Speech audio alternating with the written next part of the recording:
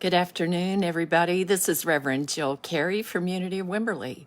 Thanks for joining me on this Thursday. I'm glad you could be with me. I'm sitting here in my warm and sunny bedroom. As you can see, I've got the blinds closed because it's pretty warm here today in Central Texas. Not like winter whatsoever. I am about to travel next week to Fort Collins, Colorado, to be with my brother who's having a major and kind of risky, lengthy surgery on Monday. So I'm going to be traveling and by car, and then the forecast for Fort Collins next week is lows in the sub-zeros with snow. So I'll be having winter there for sure. Also next week, I'm closing on the home that our family lived in for many years in Austin, and I'm doing it remotely. So there are a lot of unknown factors that are popping up.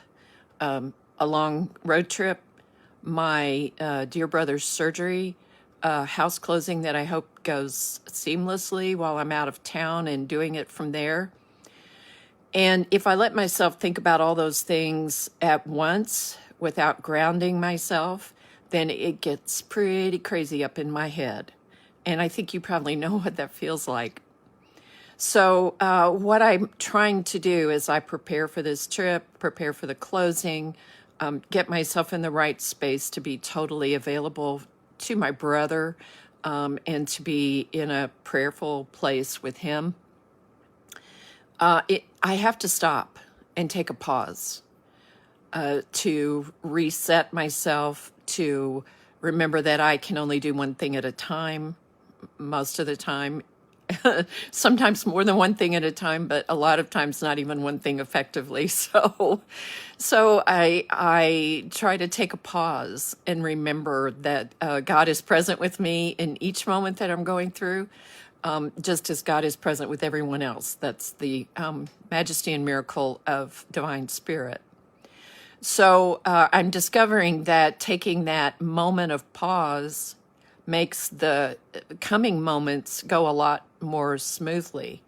So it may feel like I'm wasting time when I take that pause, but really what I'm doing is engaging in that unexplainable thing of adding more time to my life, if you will.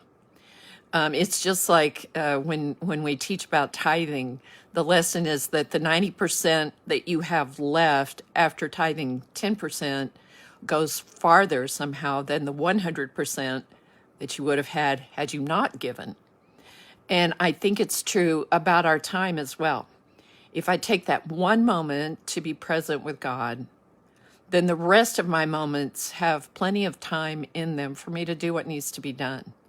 Because we're busy people. We live in lives that are constantly calling for our attention outside of ourselves.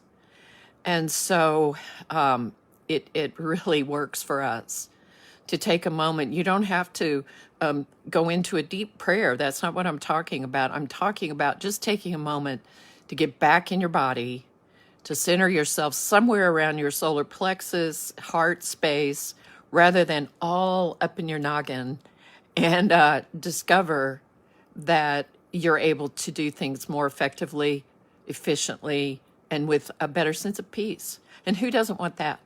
That's an important thing for us. So I'll leave you with that today, to take a pause, to let yourself be engaged fully with yourself and with spirit in the midst of all your busyness, and discover that you've got plenty of time for everything. I've got plenty of time for everything. I do ask your prayers for my safe travel, for my brother Jim as he has this surgery, for all things to go exactly as they are supposed to, with ease and with awareness and with the ever-present knowledge of God. So thanks, my friends. I should be able to join you next week, Thursday, 1 p.m. Central. I thank you for supporting Unity of Wimberley as we've been able to bring these remote messages to you each week. So know that you're in my heart just as I know I'm in yours. And I'll see you next week. In the meantime, be blessed, be at peace, take a pause. Bye.